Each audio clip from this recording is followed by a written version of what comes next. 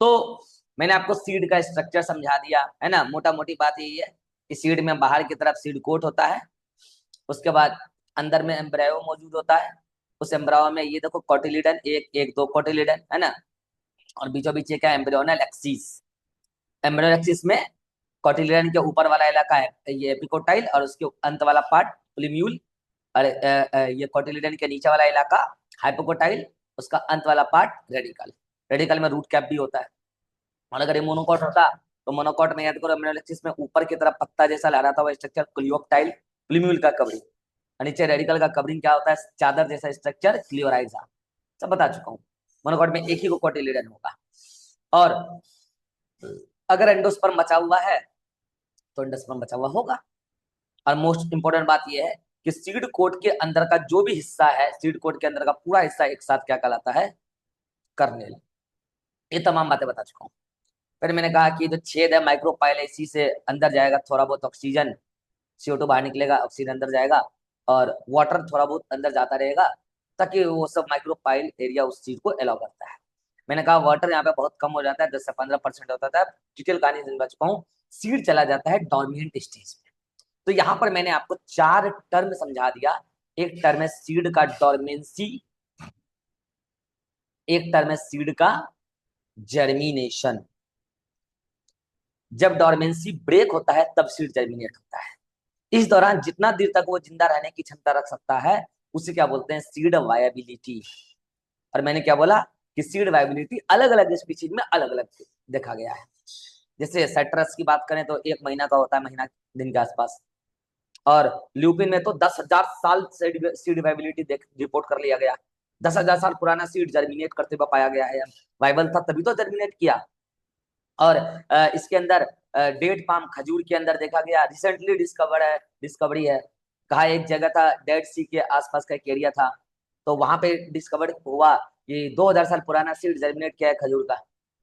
तो ये सब सीड डोरमेंसी, सीड वाइबिलिटी और जर्मिनेशन से रिलेटेड जो भी कहानी हो सकती है मैंने समझाया। हालांकि अभी मैं आपको जर्मिनेशन अच्छे से पढ़ाऊंगा, जर्मिनेशन को कौन कौन से फैक्टर अफेक्ट करते हैं वो भी बताऊंगा। लेकिन अब मैं यहाँ पर आपसे थोड़ा सा बात करना चाहता हूँ। अगर आप पढ़ रहे हैं एंजियोस्पर्मिक सीड, तो एक बात बताओ, ईमानदारी से बताना, सीड पहली बार किस प्लांट में बना। आप प्लांट जानते हैं, एलगी से ही शुरू हो गया था। Thallophyta, bryophyta, pteridophyta, gymnosperm, gymnosperm और एंजियोस्पर्म। बताओ जल्दी से, सीड पहली बार बना कहाँ था। जिम्नोस्पर्म। जिम्नोस्पर्म सुगंधकता, एंजियोस्पर्म है। पहली बार किसमें बना था, जिम्नोस्पर्म। ठीक है, सीड पहली बार जिम्नोस्पर्म में बना था, लेकिन वहां पे सीड में सीड कोट नहीं था, सीड कोट नहीं था। और यहाँ पर एंजियोस्पर्म में सीड बना और सीड के साथ सीड कोट भी आया। तो एंजियोस्पर्म में सीड बनने का कोई सिग्निफिकेंस भी है या बस ऐसे ही बन रहा है, सिग्निफिकेंस है। मैं अब आपको बताने जा रहा हूं कि एंजियोस्पर्म में सीड के बनने का क्या क्या सिग्निफिकेंस है। एनसीईआरटी में दे रखा है, बोर्ड एग्जाम में भी पूछा जाता है। आइए मैं आपको बताने जा रहा हूं कि सीड कोट और सीड, पूरा सीड एंजियोस्पर्म में बना है, सीड कोट मतलब सीड बनने का यहाँ पर क्या क्या सिग्निफिकेंस है, पहले इसकी चर्चा यहाँ करते हैं। आइए, पहला जो पॉइंट है, पहला पॉइंट यही है, पहला जो पॉइंट है, पहला पॉइंट यही है। हाँ, देखेंगे पहला पॉइंट क्या है कि यहाँ पर जो है सीड बना है। और यहाँ पर सीड इसलिए बना है, अगर आप इससे पहले का इवेंट देखेंगे, चाहे वो थेलोफाइटा हो, चाहे वो आपका ब्रायोफाइटा हो, या वो आपका टेरिडोफाइटा हो, टेरिडोफाइटा हो, चाहे आप थेलोफाइटा देखो, चाहे आप ब्रायोफाइटा देखो, या आप टेरिडोफाइटा देखो, इन सभी के अंदर याद करो, मेल गेमिट फीमेल गेमिट के पास तभी पहुंच पाता था जब वाटर की अवेलेबिलिटी हो। यानी कि बिना वाटर के मेल गेमिट फीमेल गेमिट के पास पहुंच ही नहीं पाता था। कुछ याद आ रहा है? इसका मतलब थैलोफाइटा, ब्रायोफाइटा, टेरिडोफाइटा में वाटर मस्ट है। बिना वाटर के कुछ काम होगा ही नहीं, बिना वाटर के फर्टिलाइजेशन होगा ही नहीं। लेकिन एंजियोस्पर्म में ऐसा नहीं। एंजियोस्पर्म में वाटर का रहना जरूरी नहीं है, क्योंकि वाटर रहेगा तभी फर्टिलाइजेशन होगा। क्योंकि आपको पता है कि एंजियोस्पर्म में जो पॉलिनेशन इवेंट है, पॉलिनेशन पानी से भी हो सकता है, हवा से भी हो सकता है, और कुछ एनिमल के द्वारा भी हो सकता है, और ज्यादातर तो पॉलिनेशन एनिमल के ही द्वारा होता है।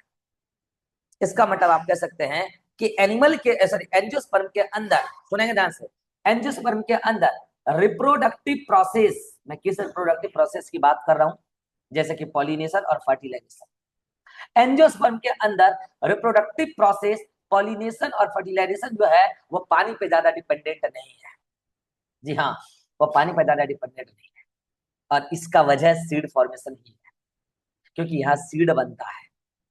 आप मुझे बताओ, अगर सीड बनता है तो सीड का डिस्पर्सल ज्यादा इजी है, या फिर थैलोफाइटा बरोफाइटा में मेल गेमिट का ट्रांसपोर्ट ज्यादा इजी है? बताओ क्या इजी है, सीड डिस्पर्सल ज्यादा इजी है या मेल गेमिट का वाटर के जरिए ट्रांसपोर्ट ज्यादा इजी है? तो जवाब है सीड डिस्पर्सल इजी है, क्योंकि सीड डिस्पर्सल तो कैसे भी हो सकता है, पॉकेट में लेके सीड लेके कहीं चले जाओ, कहीं ले जाके छिड़क दो, हो गया सीड डिस्पर्सल। जहां फ्रूट फटा, सीड बिखरा, किसी वहां लार्ज एनिमल का बॉडी पे चिपक गया, वो पहुंच गया, हवा के जरिए पहुंच गया, पानी के जरिए पहुंच गया, कैसे भी पहुंच गया। तो बताओ, यहाँ पर सीड बन रहा है और सीड के अंदर एम्ब्रायो मौजूद है, तो ऐसे तो सीड डिस्पर्सल के जरिए एम्ब्रायो कहीं भी पहुंच जाएगा, कहीं भी नया प्लांट बना देगा। अगर ऐसा है तो बताओ, क्या सीड फॉर्मेशन एंजियोस्पर्म के लिए एडवांटेज है या डिसएडवांटेज है? बिल्कुल एडवांटेज है, क्योंकि जितना ज्यादा सीड डिस्पर्सल होगा उतना ज्यादा नए नए इलाके में जाके ये सीड ग्रो करेगा, वो स्पीशीज नए नए इलाके में जाके अपना कॉलोनी बनाएगा, कॉलोनाइजेशन करेगा। आपने सीड बैंक बना लिया आज के डेट में, सीड बैंक में बहुत सब प्रकार के सीड स्टोर करते हैं, और उस सीड को स्टोर करके वहां पर स्टॉक में सीड को बेचते भी हैं। मान लो कि भारत में जो सीड नहीं मिलता है दूसरे देश से मंगाते हैं, दूसरे देश में जो सीड नहीं मिलता है यहाँ से ट्रांसपोर्ट करते हैं। क्या कर रहे हैं आप? सीड डिस्पर्सल ही तो कर रहे हैं। क्या मेल गैमेट को आप ट्रांसपोर्ट कर पाते हैं? और यही तो वजह है कि एंजियोस्पर्म इस धरती पर राज कर रहा है, हर जगह पाया जाता है, क्योंकि एंजियोस्पर्म के ग्रो होने के लिए पानी की जरूरत नहीं है कि मेल गैमेट पानी के जरिए जाएगा। यहाँ मान लो कि अमेरिका में कोई प्लांट उगाना है तो अब यहाँ से वहां पानी का टनल बना के मेल गैमेट भेजना पड़ेगा, ऐसा कोई जरूरत नहीं है। सीड भेज दीजिए, सीड वहां पहुंच जाएगा, वहां ग्रो कर जाएगा। तो कुल मिलाकर आप समझ चुके हैं कि सीड डिस्पर्सल के लिए सीड का होना, और ये सीड एक बेटर एडेप्टिव स्ट्रेटेजी है, ताकि नए नए इलाके में नया प्लांट उसी स्पीशीज का ग्रोथ कर सके और वो अपना कॉलोनी तैयार कर सके। तो पहला बात तो ये। दूसरा बात बताओ, थैलोफाइटा यानी कि एल्गी, ब्रायोफाइटा और टेरिडोफाइटा के अंदर मेल गेमिट जाता था फीमेल के पास, या पूरा सीड जाता था? वहां तो सीड बनता ही नहीं है, मेल गेमिट जाता था। अब बताओ, अगर एम्ब्रायो बन गया उनके अंदर, तो उस एम्ब्रायो को न्यूट्रिशन लेना पड़ता था अपने सराउंडिंग से। लोअर प्लांट्स के अंदर एल्गी ब्रायोटाइडो की बात कर रहा हूँ, लेकिन एंजियोस्पर्म में ऐसा नहीं है। बताओ, एंजियोस्पर्म के अंदर न्यूट्रिशन देने का काम खुद कौन करती है? सीड। सीड में याद करो, दो कोटिलीडन था, अगर डाइकोट का है तो दो कोटिलीडन, और मोनोकोट का तो एक ही को बड़ा सा कोटिलीडन याद करो।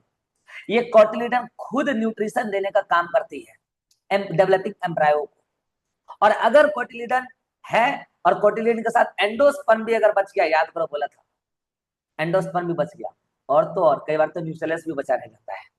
तो यहाँ तो तीन चीजें हैं, कोटिलीडन है, एंडोस्पर्म है, और न्यूसेलस अगर बचा रह गया, पेरिस्पर्म याद करो। ये सब मिलकर डेवलपिंग एम्ब्रायो को न्यूट्रिशन देने का काम करेंगे। यानी कि एम्ब्रायो को फूड रिजर्व की चिंता नहीं करनी है, पर्याप्त फूड है, आराम से ग्रो करिए आप। तो बताओ, क्या सीड को इस बात की चिंता करनी पड़ेगी कि डेवलपिंग एम्ब्रायो को फूड कहाँ से ला के दें? सराउंडिंग पर डिपेंड करेगा क्या? नहीं, अपने पास खुद फूड रिजर्व रखा हुआ है। तो बताओ, सीड फॉर्मेशन इस नजरिए से भी एडवांटेज है या डिसएडवांटेज? एडवांटेज।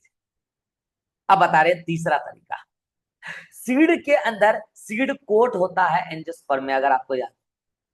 और ये अभी थोड़ी देर पहले फोटो दिखाया था, ये देखो ना, ये क्या है? आपका पूरा एक सीड है, यहाँ देखो, ये सीड है, यहाँ पर सीड कोट है। ये देखो, आउटर इंटेगुमेंट, इनर इंटेगुमेंट, मतलब outer seed coat, inner seed coat बन गया बाद में। ये टेस्टा है, ये टेगमेन है, और ये अंदर में एम्ब्रायो है। ये है फूड रिजर्व कोटिलीडन, दिख रहा होगा। ये एपिकोटाइल है, ये हाइपोकोटाइल। यही यही जो प्लूमियल से पूरा रूट सिस्टम आना है, और इससे आगे चल के रेडिकल से पूरा रूट सिस्टम आना है। इसके खाने के लिए यहाँ कोटिलिडन है, भोजन पड़ा हुआ है। और ये रेडिकल और प्लूमियल डैमेज ना हो जाए सीड डिस्पर्जल के दौरान, इसके लिए यहाँ पे मस्त तगड़ा क्या रखा हुआ है, सीड कोट रखा हुआ है।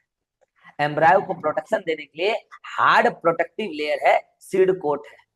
खास करके जो आउटर सीड कोट है तो काफी हार्ड होता है, एम्ब्रियो को बचा के रखेगा। तो ये यहाँ पर एम्ब्रियो बर्बाद नहीं होगा, एम्ब्रियो डैमेज नहीं होगा। अब मुझे एक बात बताओ, ये जो सीड है, चाहे मोनोकोट का सीड हो या डाइकोट का सीड हो, बताओ सीड सेक्सुअल रिप्रोडक्शन का प्रोडक्ट है या ये सेक्सुअल रिप्रोडक्शन का प्रोडक्ट है? सेक्सुअल रिप्रोडक्शन सेक्सुअल रिप्रोडक्शन का प्रोडक्ट है। सेक्सुअल और आपको क्या मैंने एक दिन सिखाया था कि सेक्सुअल रिप्रोडक्शन जब होता है तो उसमें गेमीट बनता है, चाहे मेल गेमीट हो फीमेल गेमीट हो, उसमें मियोसिस होता है। क्लास 11th में भी पढ़ा चुका हूँ। और मियोसिस में क्रॉसिंग ओवर पढ़ाया था।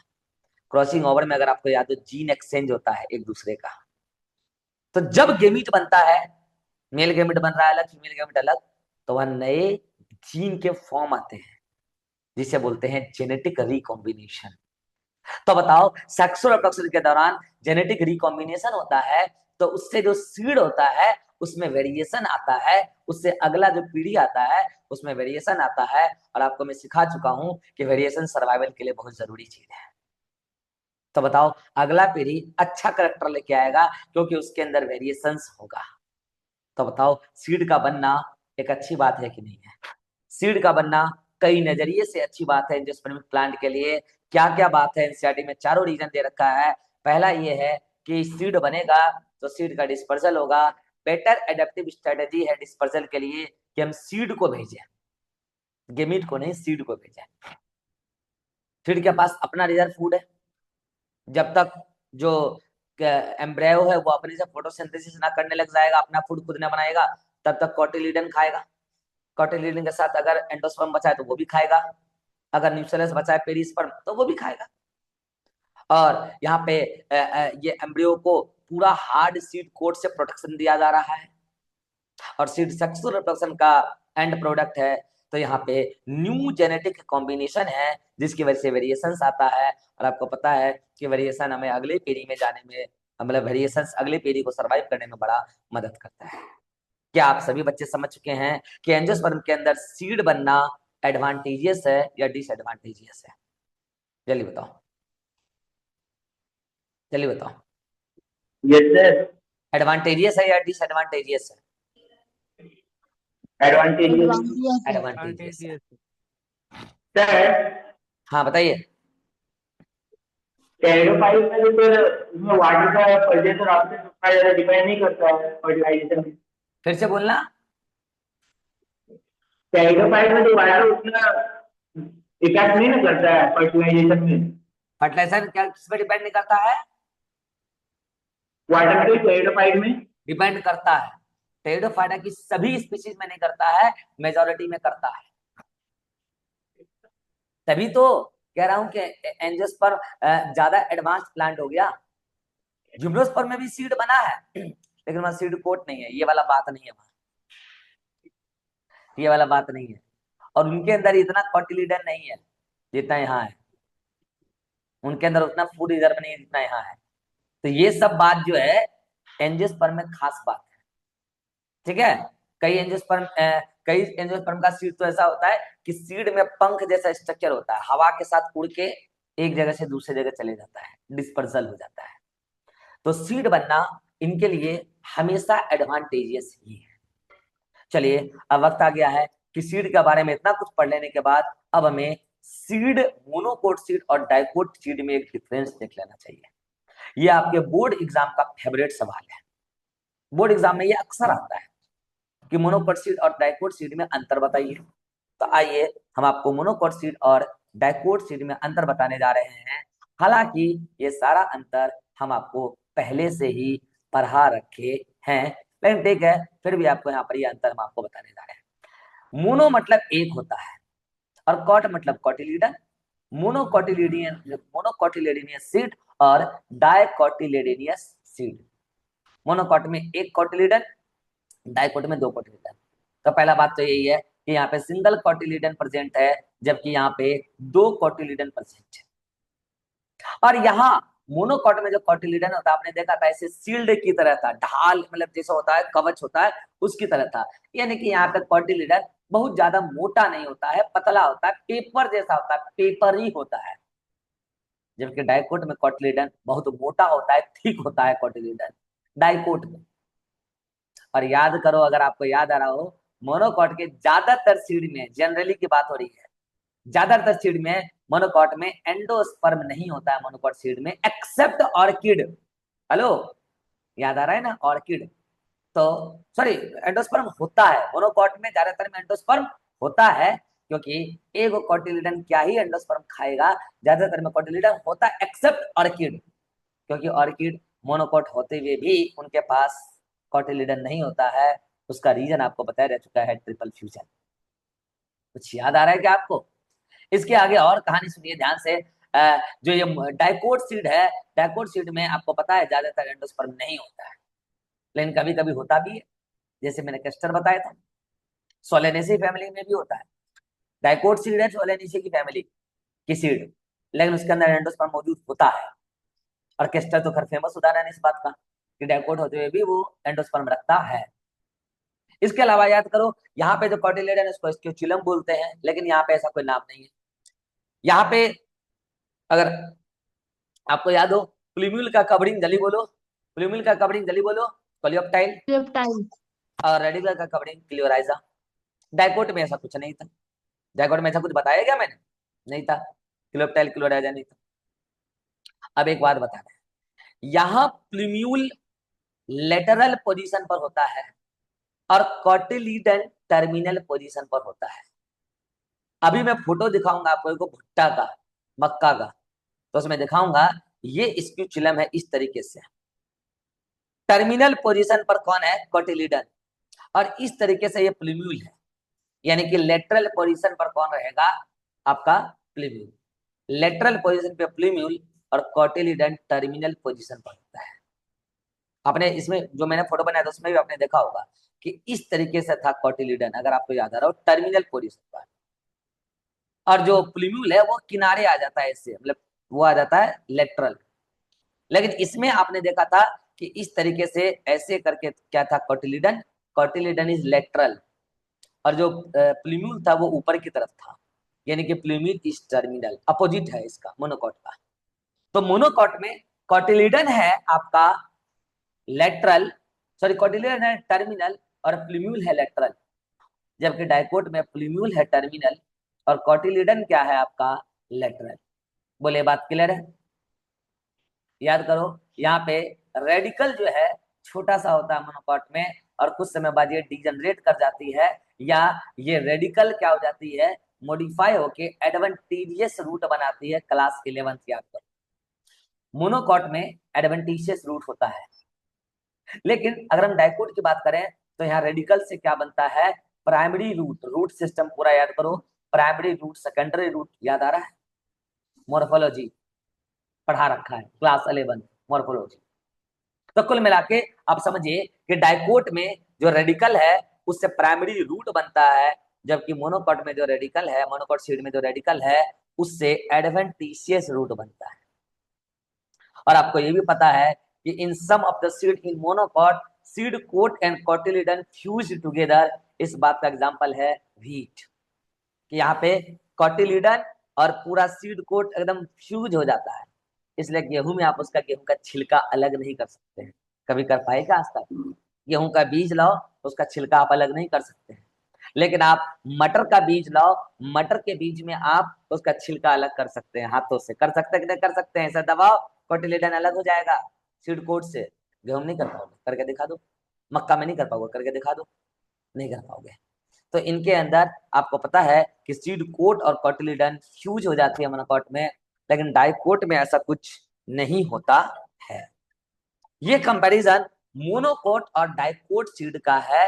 मोनोकोट डाइकोट सीड के बीच में जो भी डिफरेंस है ये ऑलरेडी डायग्राम के जरिए आपको बताया जा चुका है, लेकिन यहाँ पे एक कंपैरेटिव टेबल आपको बताया गया, जहां पर मोनोकोट सीड और डाइकोट सीड के बीच में जो डिफरेंस है, ये बोर्ड एग्जाम के लिए काफी इंपॉर्टेंट है। अब इसके बाद हम बात करेंगे वो कुछ एम्ब्रियो और कुछ सीड जो हमारी एनसीईआरटी में दे रखा है, जैसे मटर का दे रखा है, प्याज का दे रखा है, और मक्का का दे रखा है, और तो और कैस्टर का दे रखा है। ये चारों जो बीज है, ये चारों जो सीड है, ये हमारे एनसीईआरटी का फोटो है। और इसमें जो मक्का का सीड है वो बहुत इंपॉर्टेंट है, क्योंकि लगता है कि वो सीड है लेकिन वो सीड नहीं है, वो अपने आप में एक फ्रूट है। मक्का का एक दाना अपने आप में एक फ्रूट है। आज आपको जान के ताज्जुब हुआ होगा कि मक्का का एक दाना अपने आप में एक फ्रूट है। अभी मैं एक्सप्लेन करता हूं, पहले आप देख लीजिए। ये वाला जो फोटो एनसीईआरटी में दे रखा है, ये बीन्स का है, बजाने वाला बीन नहीं है। ये बजाने वाला बीन की चर्चा नहीं हो रही है। ये किस किस बीन की चर्चा हो रही है सुबह? कौन सा बीन है ये? खाने वाला बीन। तो लेगुमिनेसी फैमिली का मेंबर है फिर। हाँ जी। तो इसमें देखो, डाइकोट है, दो कोटिलीडन है, दिख रहा है, और कोटिलीडन का आकार कैसा है? यहाँ पे किडनी जैसा दिख रहा होगा। और ये कैस्टर का है, यूफोरबिएसी फैमिली होता है कैस्टर का। ये देखो सीड कोट दिख रहा है। ये देखो एंडोस्पर्म, कैस्टर में एंडोस्पर्म बचा रह जाता है, दिख रहा है, अच्छा खासा एंडोस्पर्म बचा रह गया। और ये कोटिलीडन है, देखो कोटिलीडन दो को दिख रहा है, ऐसे ऐसे करके। ये देखो ये कैस्टर, डाइकोट, दो कोटिलीडन। ये हाइपोकोटाइल है ना, हाइपोकोटाइल। उसके नीचे यहाँ पे रूट बनेगा रेडिकल से, आपको पता है। इसके ऊपर ये सूट, देखो ये सूट मेरिस्टम वगैरह दिखा रखा है। और ये प्याज का, ओनियन का यहाँ पर दे रखा है पूरा का पूरा एम्ब्रायो, सीड दे रखा है बेसिकली, उसके अंदर एम्ब्रायो दिखा रखा है। ये देखो सीड कोट, ये कोटिलीडन दिख रहा है, कोटिलीडन इस तरीके से। ये हाइपोकोटाइल, हाइपोकोटाइल रूट एक्सिस, ये ऊपर में सूट एपिकल मेरिस्टम, और साइड में बचा हुआ थोड़ा सा एंडोस्पर्म, दिख रहा है। ये ऑनियन का है फोटो, ये फोटो देख लीजिए, ऑनियन का है। और ये फोटो किसका है?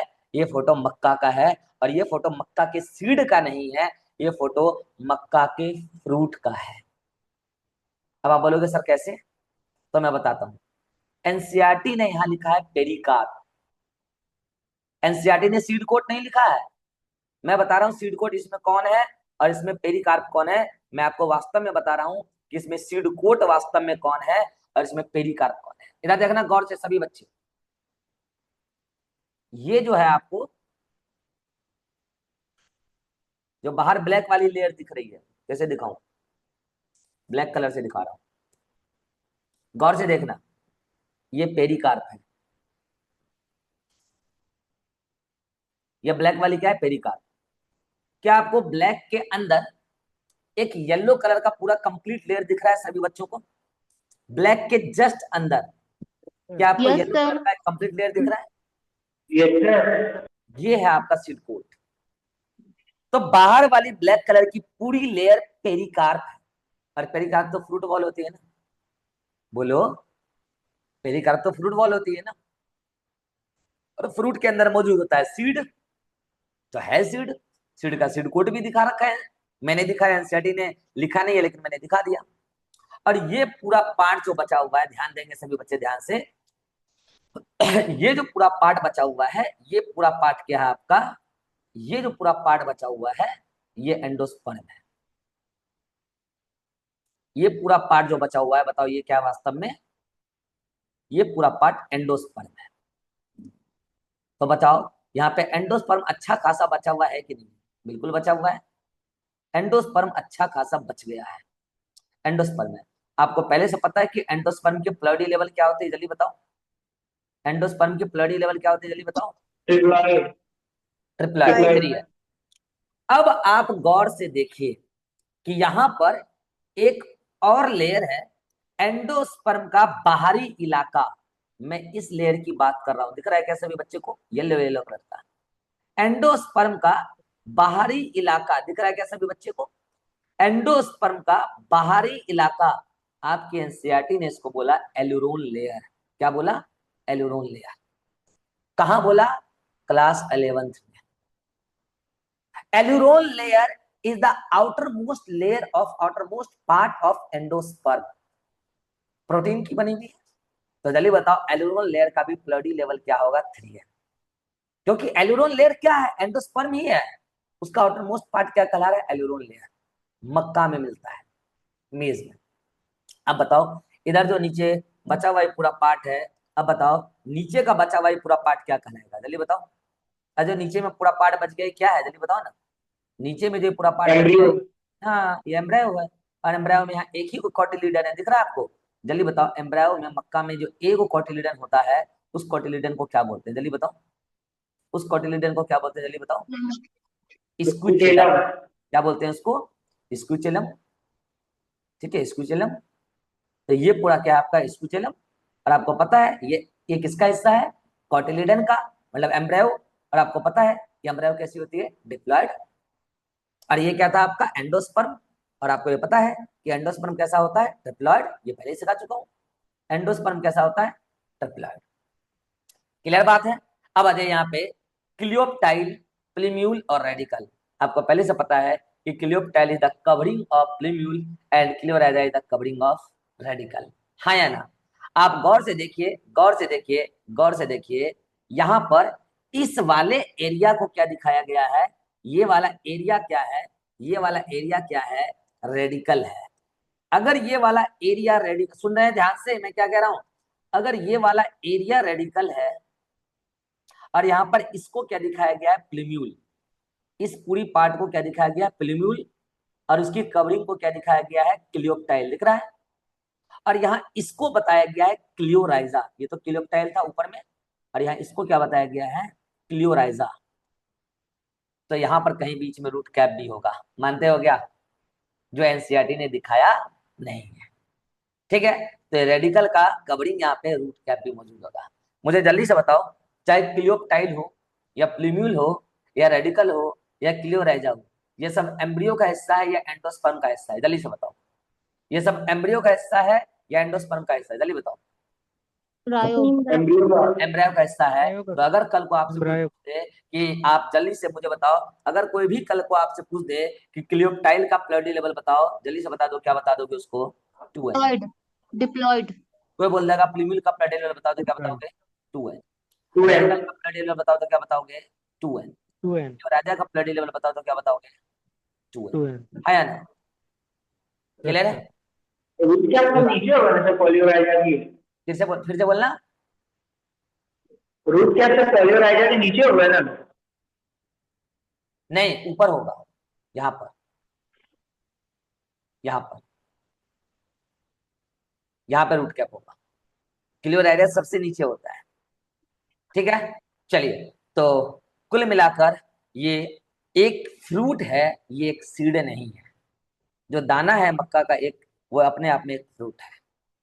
तो इस तरीके से आपका मोनोकोट सीड और डाइकोट सीड के बीच में डिफरेंस भी बता दिया, ये सीड का स्ट्रक्चर भी बता दिया, एनसीईआरटी का सारा सीड बता दिया, और सीड फॉर्मेशन एंजियोस्पर्म में एडवांटेजियस है ये भी बता दिया। आगे बढ़ते हैं और अब बात करते हैं सीड के डोरमेंसी की। अगर आपको याद हो तो मैंने आपको समझा दिया है कि सीड डोरमेंसी क्या होता है और सीड जर्मिनेशन क्या होता है। आपको पता है सीड डोरमेंसी ऐसी अवस्था कि सीड इनएक्टिव स्टेज में चली गई है, यहाँ पर अभी एम्ब्रायो फॉर्मेशन नहीं हो रहा है, सीड जर्मिनेट नहीं कर रहा है, एम्ब्रायो फॉर्मेशन नहीं हो रहा है। एम्ब्रायो फॉर्मेशन से मतलब नया प्लांट नहीं आ रहा है। और यहाँ पर अभी जो मॉइस्चर है सीड के अंदर मात्र 10 से 15% है। जर्मिनेशन का मतलब ये है कि जब सीड से सीडलिंग आएगा, मतलब नया प्लांट आएगा, उसको बोलते हैं सीडलिंग। जब फेवरेबल इन्वायरमेंट आएगा तब सीड का जर्मिनेशन होगा।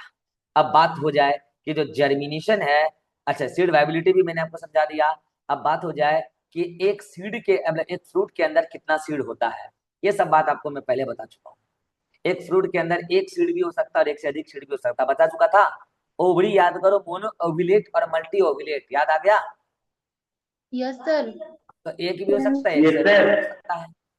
लेकिन एक बात तय है, एक बात जान लो, कभी भी फ्रूट के अंदर जितनी मतलब ओवरी के अंदर जितनी ओव्यूल थी, मैक्सिमम उतने ही सीड आ सकते हैं फ्रूट के अंदर। क्योंकि आपको पता है फ्रूट बन जाएगा फ्रूट सॉरी, ओवरी बन जाएगा फ्रूट, और ओव्यूल का बन जाएगा सीड। तो ओवरी के अंदर जितने ओव्यूल थे, मैक्सिमम फ्रूट के अंदर उतने ही ओव्यूल हो सकते हैं, उससे ज्यादा नहीं हो सकते, मैक्सिमम नहीं हो सकते, उतना या उससे कम होंगे लेकिन उससे ज्यादा नहीं होंगे। और जनरली यही देखने को मिलते हैं। अब लेकिन सीड की साइज बड़ी भी हो सकती है और छोटी भी हो सकती है। जैसे अगर आप ऑर्किड को देखें तो ऑर्किड के अंदर बहुत सारे छोटे छोटे से सीड होते हैं। ऐसे ही कुछ पैरासिटिक प्लांट है जिसका नाम है ओरोबैंकी और स्टिगा। ये पैरासिटिक स्पीशीज है प्लांट का। इनके अंदर बहुत सारे छोटे छोटे से टीनी सीड्स प्रेजेंट होते हैं। तो सीड छोटे भी हो सकते हैं, बड़े भी हो सकते हैं। और सीड की जो संख्या है वो कभी भी फ्रूट के अंदर जो ओवरी के अंदर ओव्यूल थी उसकी संख्या से ज्यादा नहीं हो सकती है, उसके बराबर या उससे कम ही होगा। अब हम बात कर लेते हैं सीड के जर्मिनेशन की। सीड का जर्मिनेशन 3 टाइप से होता है। कितने टाइप से होता है? 3 टाइप से। एक टाइप कहलाता है एपीजियल जर्मिनेशन। क्या कहलाता है जल्दी बताओ? एपीजियल। एक कहलाता है हाइपोजियल जर्मिनेशन और एक कहलाता है इन विवो जर्मिनेशन। क्या कहलाता है जल्दी बताओ? इन विवो जर्मिनेशन, या इसी को क्या बोलते हैं? इसी को बोलते हैं इन सीटू जर्मिनेशन, या इसी फिनोमिना को बोलते हैं विविपेरी। क्या बोलते हैं इसको? विविपेरी। सुना ध्यान से। यहाँ एपी का मतलब क्या है? यहाँ एपी का मतलब है, यहाँ एपी का मतलब है ऊपर। एपी का मतलब एपिकोटाइल नहीं है। और यहाँ हाइपो का मतलब है नीचे। और जियल का मतलब है जर्मिनेशन। जर्मिनेशन, जियल का मतलब जर्मिनेशन। यानी कि जो सीड मिट्टी में आपने रोपा था, ये सीड मिट्टी के ऊपर आके जर्मिनेट कर रहा है। कैसे आएगा अभी फोटो में दिखा दूंगा। अगर सीड मिट्टी के ऊपर आके जर्मिनेट कर रहा है तो जल्दी से बताओ यहाँ ग्रोथ किसका ज्यादा हुआ होगा? एपिकोटाइल का कि हाइपोकोटाइल का? हाइपोकोटाइल का। हाइपोकोटाइल जितना ज्यादा ग्रो करेगा वो उस सीड को, मतलब पूरी एम्ब्रियो को, उतना ज्यादा मिट्टी से ऊपर उठाने का प्रयास करेगा। अगर हाइपोकोटाइल का ग्रोथ ज्यादा होगा तो जर्मिनेशन होगा एपीजियल, क्योंकि नीचे से हाइपोकोटाइल ग्रो कर रहा है और एपिकोटाइल छोटा सा है। हाइपोकोटाइल ग्रो कर रहा है तो सीड मिट्टी से ऊपर उठता जाएगा, मतलब एम्ब्रियो मिट्टी से ऊपर उठता जाएगा और ग्रो कर जाएगा। यानी कि हाइपोकोटाइल यहाँ ज्यादा लंबा हो जाएगा। फोटो दिखाऊंगा अभी आपको। अब आते हैं हाइपोजियल में। हाइपोजियल में क्या है कि यहाँ पे सीड मिट्टी के नीचे ही रह गया। क्यों? क्योंकि अगर ये सीड था, अगर ये सीड था, ये मिट्टी का लेवल था, तो एपिकोटाइल ग्रो करता चला गया, हाइपोकोटाइल छोटा सा ही रह गया, सीड मिट्टी के नीचे ही रह गया और एपिकोटाइल तो निकल लिया बाहर। तो अगर एपिकोटाइल बहुत ज्यादा ग्रो कर गया तो सीड मिट्टी के नीचे ही रह जाएगा, मिट्टी के सरफेस के नीचे ही रह जाएगा। तो ऐसा जर्मिनेशन कहलाएगा हाइपोजियल। क्या आप सभी बच्चों को क्लियर है कि एपीजियल जर्मिनेशन में हाइपोकोटाइल का ग्रोथ ज्यादा होता है, जबकि हाइपोजियल जर्मिनेशन में एपिकोटाइल का ग्रोथ ज्यादा होता है। ज्यादातर डाइकोट प्लांट दिखाते हैं एपीजियल जर्मिनेशन, मतलब डाइकोट सीड का जर्मिनेशन होता है एपीजियल, और ज्यादातर मोनोकॉट सीड का कैसा जर्मिनेशन होता है? हाइपोजियल। जैसे इसमें बीन का एग्जांपल ले लो और इधर चावल का एग्जांपल ले लो। फोटो अभी दिखा दूंगा। पहले बोलो एपीजियल और हाइपोजियल सभी को क्लियर है, तब बताऊंगा इन विवो। जल्दी बोलो। Yes sir. Yes sir. चलिए यस अब सर। बता रहा हूँ, क्लियर है? अब बता रहा हूँ इन विवो। आप सबने क्लास 11th में एक चीज तो सुना ही होगा, एक एरिया का नाम सुना है? दलदल। अरे मार्स, मार्स, दलदल। या मान लो कोई मरीन इलाका है, सॉल्टी इलाका है, दलदल। बताओ इस मरीन इलाका या मार्सी इलाके में, दलदल में ऑक्सीजन बहुत ज्यादा होता है या कम होता है इस मिट्टी में? कम होता है सर। ऑक्सीजन बहुत कम होता है। पानी कम। वाला इलाका है, ऑक्सीजन बहुत कम। ऐसे इलाके में एक बहुत फेमस प्लांट ग्रो करता है, क्या आप उसका एग्जाम्पल बता सकते हैं? जिसकी रूट ऐसे मिट्टी से ऊपर निकल जाती है ऑक्सीजन लेने के लिए। क्या आप इस प्लांट का नाम बता सकते हैं? राइजोफोरा।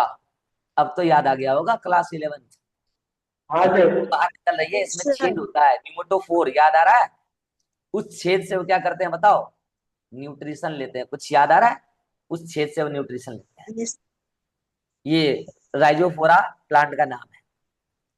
यहां पर ये प्लांट में जहां पर फ्रूट बना, मान लो ये फ्रूट बना, इस फ्रूट के अंदर जो ओव्यूल था, सुनना ध्यान से मैं क्या कह रहा हूं, इस फ्रूट के अंदर जो ओव्यूल था वो ओव्यूल फ्रूट के अंदर ही जर्मिनेट कर गया, ले यहीं पे जर्मिनेट कर गया, जहां बना वही जर्मिनेट कर गया, जहां बना वही जर्मिनेट कर गया।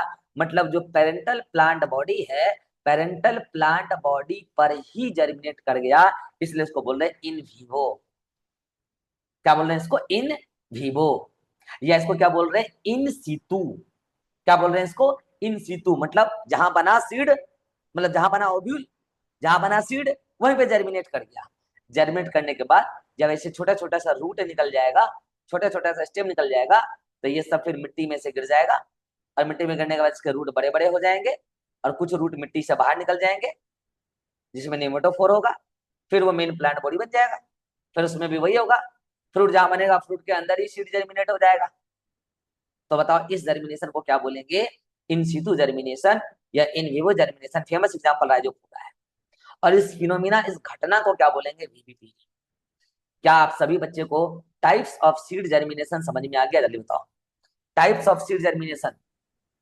Yes sir. Yes sir. Yes, sir. चलिए चलिए, ठीक है। अगर आपको टाइप्स ऑफ सीड जर्मिनेशन समझ में आ गया तो आप ये फोटो देख लीजिए, ये फोटो देख लो। ये क्लास 11th के प्लांट ग्रोथ एंड डेवलपमेंट वाले चैप्टर से फोटो मैंने उठाया है। बताओ यहाँ पे ग्रोथ किसका ज्यादा हो रहा है, हाइपोकोटाइल का या एपिकोटाइल का? क्या लग रहा है आपको देखकर, किसका ग्रोथ ज्यादा हो रहा है? जल्दी बताओ, हाइपोकोटाइल का या Hypocotyl. हाइपोकोटाइल ज्यादा ग्रो कर रही है और एपिकोटाइल कम ग्रो कर रही है? कम ग्रो करोगे। हाइपोकोटाइल ग्रो, हाइपोकोटाइल यहाँ पर ज्यादा ग्रो कर गई, जबकि एपिकोटाइल कम ग्रो की। ग्रो मोर, और एपिकोटाइल कम ग्रो की है, ग्रो लेस। इसीलिए देखो ये हाइपोकोटाइल पूरा पार्ट मिट्टी से ऊपर आ गया, दिख रहा है आपको? देखो कॉटिलिडन मिट्टी के ऊपर आ गया। तो जल्दी बताओ, हाइपोकोटाइल के ज्यादा ग्रोथ होने की वजह से cotyledon above the soil surface आ गया है या ना? Above Yes, sir. Soil surface. ये मीटिंग खत्म हो जाएगा अभी 10 मिनट बाद, फिर क्रिएट करेंगे। Above soil surface due to growth of, जल्दी बताओ, एपिकोटाइल की hypocotyl? Due to growth of, जल्दी बताओ, Hypocotyl. हाइपोकोटाइल। हाइपोकोटाइल के ज्यादा ग्रोथ होने की वजह से, हाइपोकोटाइल के ज्यादा ग्रोथ होने की वजह से पूरा कॉटिलिडन ऊपर आ गया। ऐसे ग्रोथ को क्या बोलते हैं? Epigeal germination. Example capsella, castor, tamarind, bean. Bean famous example है इसका। कैप्सिला भी याद रखो, यहाँ कैस्टर भी याद रखो। ये हो गया एपिजियल। ये देखो, क्या ये हाइपोजियल लग रहा है आपको? मोस्ट ऑफ द मोनोकॉट जो है, मोस्ट ऑफ द मोनोकॉट क्या शो करता है आपका? हाइपोजियल। जैसे मेज हो गया, राइस हो गया, व्हीट हो गया, कोकोनट हो गया। लेकिन कुछ डाइकोट भी